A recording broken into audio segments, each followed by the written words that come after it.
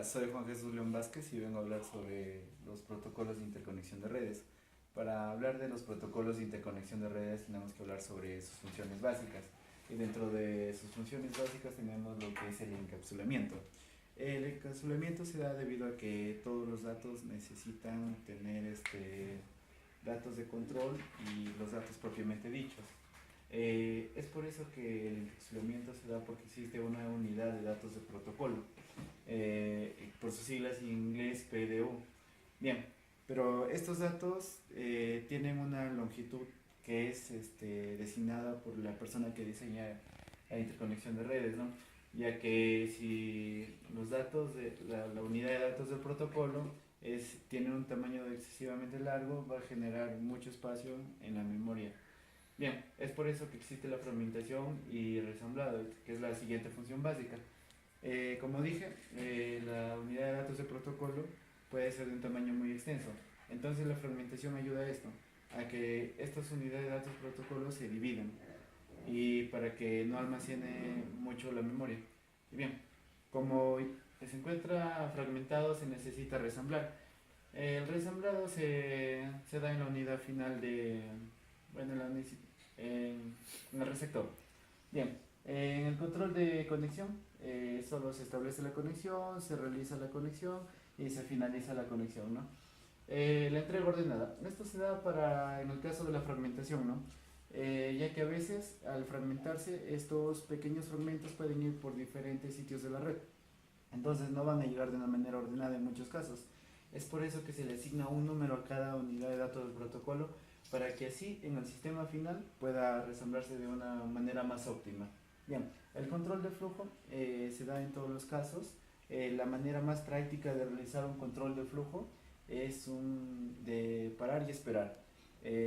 Una vez que toda la unidad de datos de protocolo llega a la estación receptora, se espera un momento para que termine la transmisión y luego pueda continuar el otro y así sucesivamente. Bien, en el control de errores tenemos lo que es la detección y la retransmisión, ya que si se detecta un error es necesariamente realizar una retransmisión para que puedan llegar los datos correctamente a lo que es la estación final. Bien, el direccionamiento tenemos lo que es el nivel. En el nivel se designa el nivel en la red donde se va a realizar, ¿no? El alcance, el alcance puede ser una dirección global, ¿no? Una dirección global va a servir para cualquier tipo de red. Bueno, el identificador sirve para identificar la unidad de datos de protocolo y el modo puede ser unidireccional y multidireccional. Bien, en los servicios de transmisión ya se habló anteriormente, pero bueno, la prioridad es cuando se realiza, es cuando la unidad de datos de protocolo necesita tener ¿cómo decirse? Una, bueno, una prioridad mayor, ¿no? Pero bueno, cambiando de tema, la calidad de servicio es cuando se necesita un mayor ancho de banda para que los datos se puedan transmitir de una mejor manera y la seguridad se explica solo. Bien, ahora pasamos a lo que es el principio de la interconexión entre redes. Bien, tenemos lo que son los requisitos. Primero, el primer requisito para la interconexión entre redes es que exista un enlace entre estas. Y bueno, eh, en la interconexión de redes tenemos lo que es los end system, los sistemas finales y los sistemas intermedios, ¿no? Que son los que se necesitan para realizar la interconexión. En los sistemas intermedios tenemos los puentes y los dispositivos de encaminamiento. Y en cuanto a los enfoques, simplemente tenemos los no orientados a conexión y los orientados a conexión. Ya de hoy nos centraremos en la interconexión entre redes sin conexión. Para eso teníamos lo que es el encaminamiento. Bueno, en cuanto al encaminamiento, se da a través de tablas estáticas o tablas dinámicas donde se guarda la dirección. Se suele utilizar más las tablas dinámicas ya que son adaptables a cualquier tipo de dirección cuando sucede un error. El tiempo de vida de los datagramas, ¿no? Un datagrama necesita tener específicamente un tiempo de vida, ya que si no tiene un tiempo de vida, este datagrama va a circular en la red y va a generar una redundancia y así va a sobrecargar el sistema. Es por eso que se le suele colocar un contador. Cada vez que da un salto en red, este datagrama, su tiempo de vida va a reducir en uno hasta extinguirse, ¿no? Hasta que llegue al punto de inicio. Bien, entre la segmentación y el resamblado es prácticamente lo mismo que fragmentación y resamblado de las funciones básicas de los protocolos. También los datagramas tienen a veces mucha longitud, es por eso que se necesita fragmentarlos. Y bien, el punto exacto para un resamblado sería la estación final, ¿no? Para cada datagrama. Gracias. Bien, continuando con la exposición, hablaremos sobre protocolos de Internet. Dentro de los protocolos de Internet tenemos a la más utilizada, que es la versión 4, y a la nueva versión, que es la versión 6, por lo cual se busca que actualmente todos nos utilicemos la versión 6. ¿Por qué? Una de las razones es que la dirección IP, cuando se utiliza una versión 4, es amplia, pero tiene un límite de aproximadamente 4.300 millones de direcciones, mientras que la versión 6 prácticamente es una capacidad infinita. ¿Y por qué? Ahorita se los vamos a explicar. Ya que la versión 4 está basada en un número binario de 32 bits, por lo cual se los divide en 4 octetos, de 0 a 25. Y la versión 6, en cambio, está basada en 128 bits, por lo cual se va a dividir en 4 octetos, pero aparte de estos, cada compuesto va a tener una sección de 16 bits separados con 2 puntos, por lo cual se nos hace una combinación prácticamente infinita. Bien dicho esto, tendríamos que hablar de a los parámetros que están ligados con estos protocolos. Uno de estos parámetros es la dirección de origen. La dirección de origen es la dirección global de una red que va a enviar los datos. Así como también se tiene una dirección de origen, necesitaríamos una dirección de destino, que sería el sujeto que tiene una dirección IP, la cual va a recibir los datos enviados. Tenemos los indicadores de tipo de servicios que se han utilizado para especificar el tratamiento específico de esta unidad de datos. Tenemos los indicadores de fragmentación, que indica si el IP se puede fragmentar para realizar el transporte. Tenemos el tiempo de vida, que va a estar medido en segundos. La longitud de datos, que también va a ser todos los datos que se transmiten en su totalidad. Aparte de ellos tenemos los datos de opción, que son opciones solicitadas por el usuario IP. Y los datos que, como bien son lo que se van a transmitir entre usuarios. Aparte de esto, los parámetros tienen opciones. Y opciones tales como seguridad, que va a ser la que permite incorporar una etiqueta a todo el datagrama de que vamos a utilizar en los datos y otras computadoras. Tenemos el encaminamiento de origen, que va a constituir la lista secuencial de direcciones de dispositivos de encaminamiento. Tenemos el registro de ruta, que va a ser lo que se va a reservar, un campo para registrar una secuencia de dispositivos visitados en el datagrama. Vamos a tener una identificación de la secuencia, que en este punto especialmente se va a identificar cada recurso reservado para ese tipo de servicio, como por ejemplo sería la voz. Se le va a reservar un servicio a una dirección IP. También tenemos las marcas de tiempo, que aquí la entidad IP de origen y algunos otros dispositivos que estén en el encaminamiento puedan incorporar una marca temporal con precisión ya no de segundos, sino de milisegundos, para ser más exactos. Bien, terminado todos estos puntos, el protocolo va a necesitar de una máscara de red y una subred. ¿Qué es la máscara de red? La máscara de red es una combinación de bits que va a servir para delimitar el ámbito de una red de ordenadores. Por ejemplo, su función es indicar a los dispositivos en qué parte de la dirección IP les corresponde a cada uno de ellos, incluyendo la subred también. ¿Y qué es la subred? La subred es un rango de direcciones lógicas que nos va a servir, por ejemplo, cuando tenemos una red muy amplia o muy grande, nos va a servir para delimitarlas estas. Delimitándolos, vamos a tener una red acotada por varios puntos fragmentados. Esto nos permite siempre tener dominio de este broadcast y hacer una red más manejable y administrarla continuamente, ya que cada parte está delimitada por ellos. Mi nombre es Jason Guadaña y en esta oportunidad les voy a hablar un poco acerca del funcionamiento de la interconexión de redes. Para empezar vamos a hablar un poco de multidifusión. Cuando hablamos de multidifusión nos referimos a direcciones las cuales hacen referencia a un grupo de computadores que están conectados a una o más redes. Algunas de las aplicaciones que se le puede dar a una multidifusión se presentan a través de la multimedia, las teleconferencias, las bases de datos, el trabajo grupal en tiempo real desde distintos puntos y la computación distribuida. Entre la multidifusión encontramos una difusión que es simple.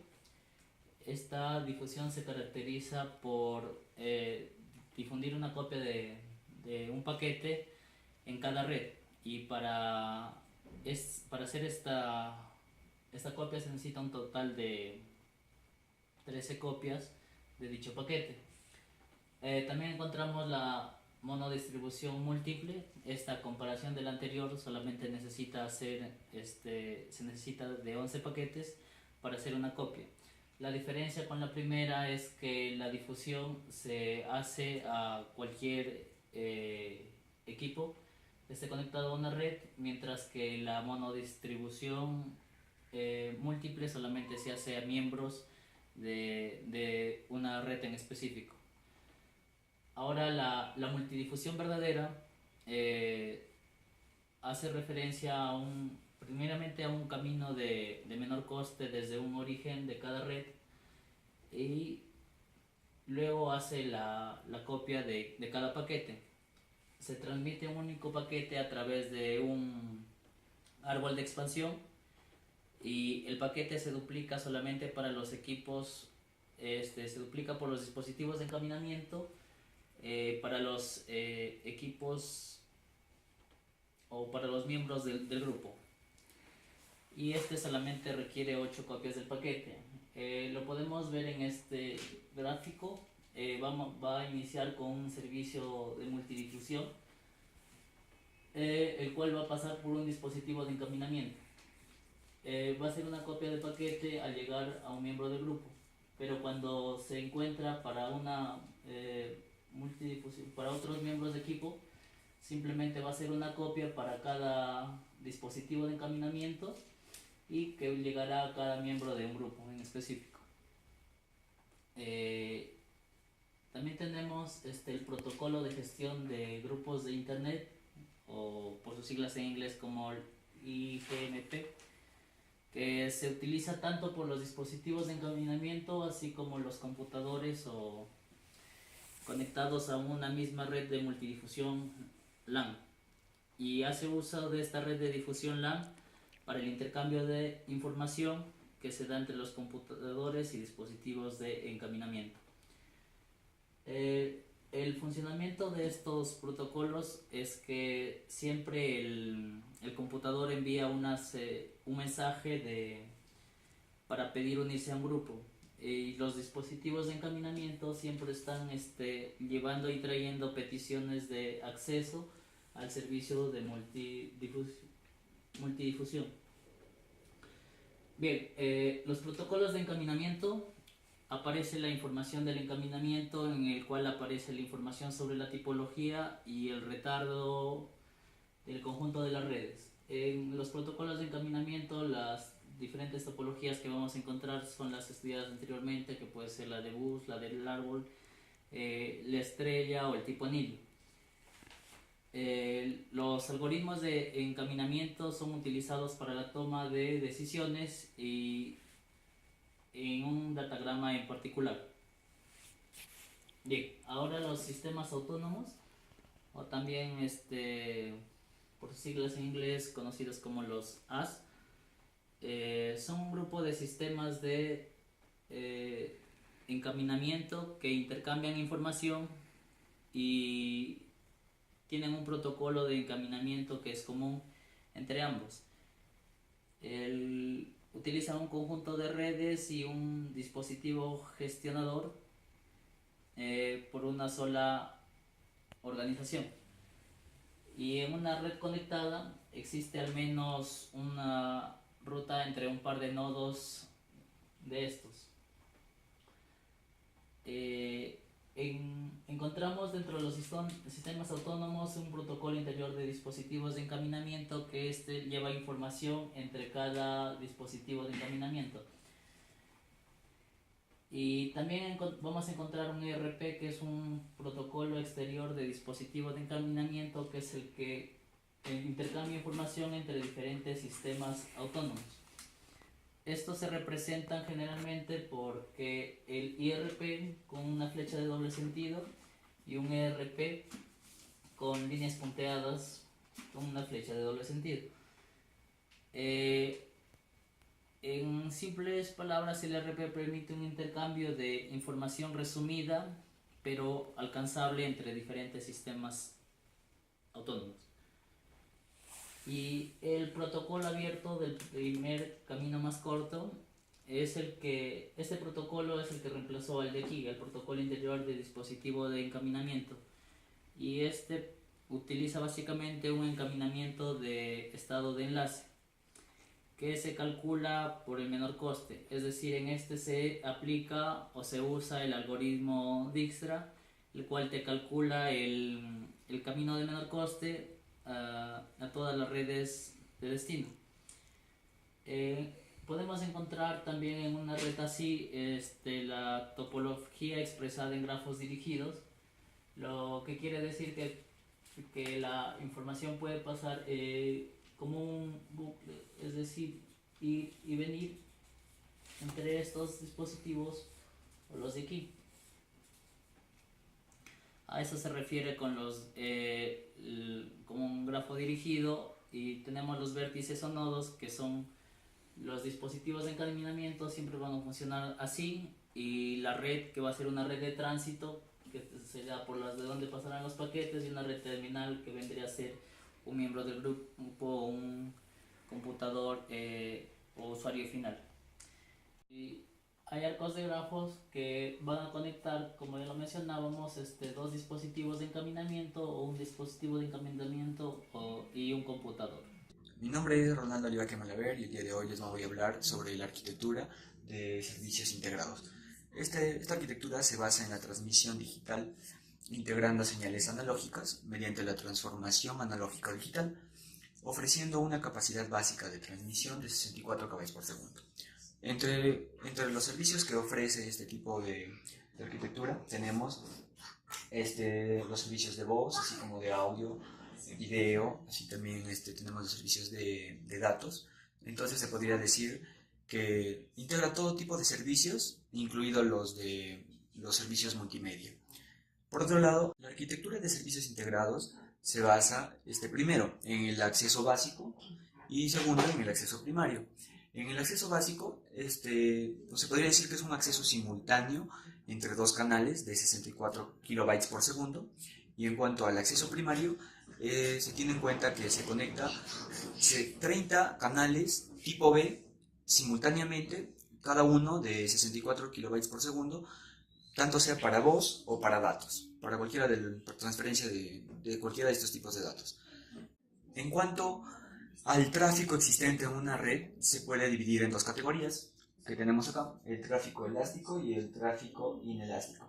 En cuanto al tráfico elástico, se puede decir que es aquel que se puede ajustar sobre un amplio margen de cambios de retardo, de rendimiento, de requerimientos. Este es el tipo de tráfico tradicional soportado por las redes basadas en el TCP/IP.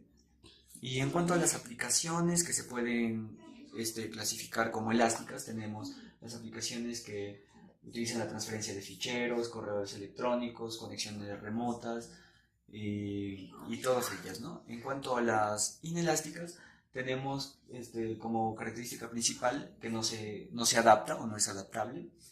Y en cuanto a los requerimientos, tenemos 4, que son el rendimiento, el retardo, la dispersión temporal y la pérdida de paquetes. En cuanto a la dispersión temporal, se dice que cuanto mayor es la variación del retardo permitido, mayor es el retardo real para entregar los datos y más grande el tamaño de la memoria temporal.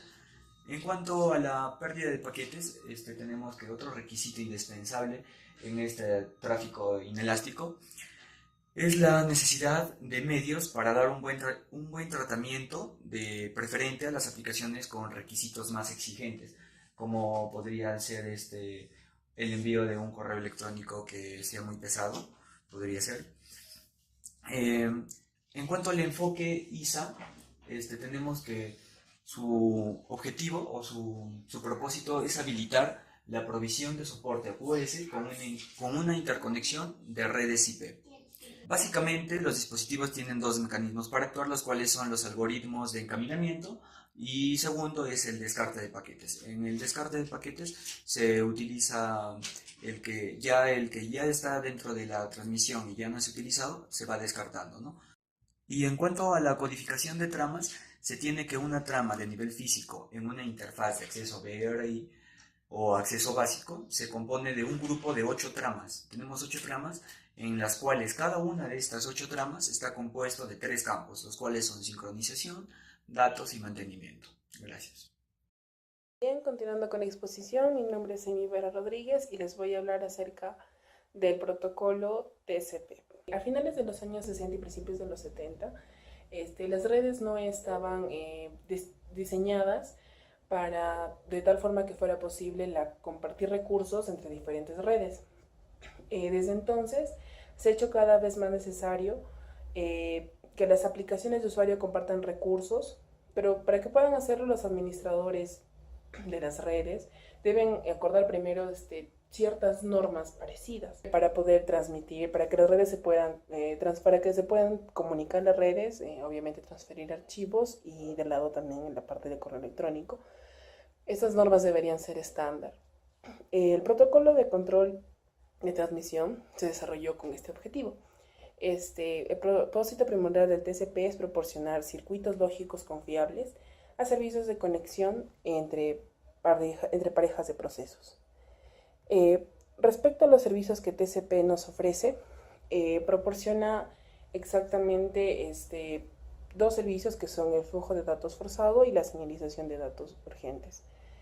Respecto a la arquitectura que tiene el protocolo, está formado por el puerto origen, el puerto destino, el número de secuencia, el número de confirmación, la ventana, el desplazamiento de datos, la suma de comprobación, el puntero urgente y las opciones de relleno.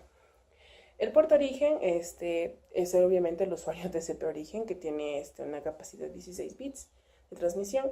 El puerto destino, que es el usuario TCP destino, que tiene también una capacidad de 16 bits. El número de secuencia, que es el número de secuencias de primer octeto de datos en este segmento, excepto que está presente el indicador SYN, que más adelante lo vamos a ver. Si el indicador SYN está activo, se trata del número de secuencia inicial ISN, y el primer octeto de datos es el ISN más 1, y tiene una capacidad de 32 bits. Luego sigue el número de confirmación, que está en el siguiente estándar, en el siguiente cuadro. El número de confirmación, que también tiene una capacidad de 32 bits, contiene el número de secuencia del siguiente octeto de la entidad TCP que la entidad TCP espera recibir. Luego sigue la longitud de cabecera. Bueno, la longitud de cabecera vamos a nombrarla que tiene una capacidad de 4 bits y es el número de palabras de 32 bits de la cabecera. Reservado, que se encuentra en esta parte. El reservado tiene una capacidad de 6 bits. Los bits reservados, estos son los bits reservados para uso futuro. El RFC 3168 usa 2 de esos bits para la función de notificación explícita de congestión. Una discusión sobre esta función está fuera de nuestro alcance. Bien, indicadores que son los de 6 bits, que son estos. Están el URC, están el URG, que es el campo de puntero urgente, es válido, el campo de confirmación, que es válido, que también es el ACK, el PSH, que es la función de forzado, luego sigue el RST, que es cuando se reinicia la conexión, el SIN, que es sincronizar los números de secuencia, el FIN, que es el emisor que no va a enviar más datos. Luego sigue la ventana, que tiene una capacidad de 16 bits. Es asignación de créditos para el control de flujo en octetos. Contiene el número de octetos de datos, comenzando por el número de secuencia que se indica en el campo de confirmación, que el emisor está dispuesto a aceptar.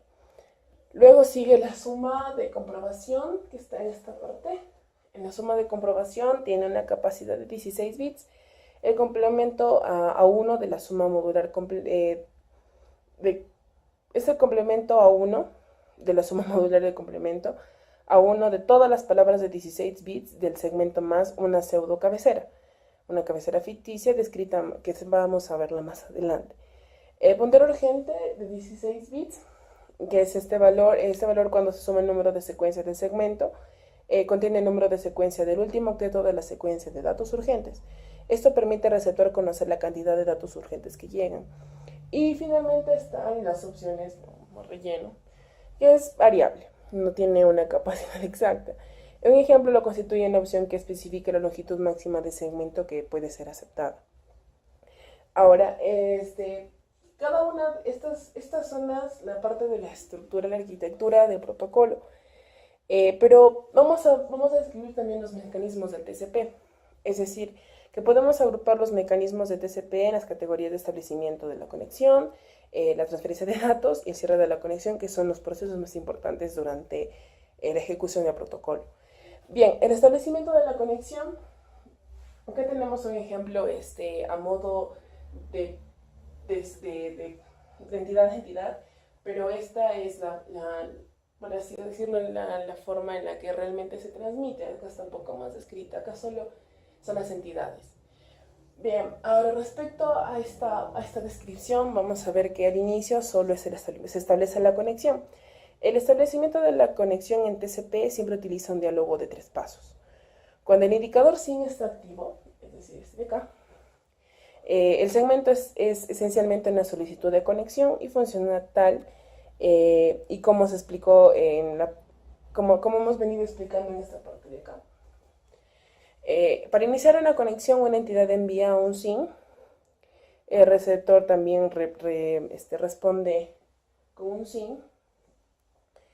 Y si observamos que la confirmación indica que el receptor está ahora esperando recibir un segmento que comience con su octeto de datos a enviar. Cuando ya se confirma el SYN, se inicia la conexión, que se responde con un ACK. Esto responde con un ACK. Acá podemos ver la respuesta con un ACK. Al momento que se activan el SYN con el ACK, cuando responden, ambos lados van a responder con el SYN y con el ACK. Una conexión está unívocamente determinada por los sockets en la estación, puerto, origen y el destino. El origen tiene la estación y el puerto, y el destino, bueno, es donde van a llegar la transmisión. En cualquier instante de tiempo solo puede haber una única conexión TCP entre un único par de puertos. Sin embargo, un puerto dado puede admitir múltiples conexiones, cada uno con un puerto diferente. Transferencia de datos. Aunque los datos se transmiten en segmentos sobre una conexión de transporte, la transferencia de datos se ve desde un punto de vista lógico como un flujo de octetos. Por tanto, cada octeto es numerado. Cada segmento contiene el número de secuencia del primer octeto del campo de datos. El control de flujos se ejerce utilizando un esquema de asignación de créditos, en el cual el crédito es un número de octetos en lugar de un número de segmentos. Bien, la unidad de transporte almacena temporalmente los datos, tanto en la transmisión como en la recepción, en la entidad de transporte, cuando se logra enlazar. Entonces, el TCP normalmente aplica su propio criterio para decidir cuándo construir un segmento, para transmitir y cuándo entregar los datos recibidos al usuario.